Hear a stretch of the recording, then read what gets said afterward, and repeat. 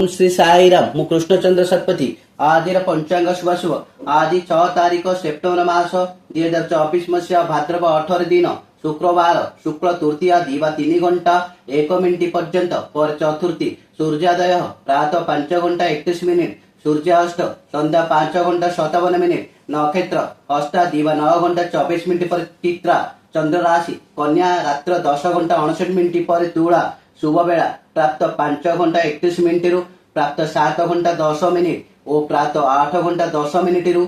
10 घंटा 2 मिनिट घात बार बिछा धनु मीन राशि व्यक्ति घात चंद्र वृष राशि व्यक्ति रात्रि 10 घंटा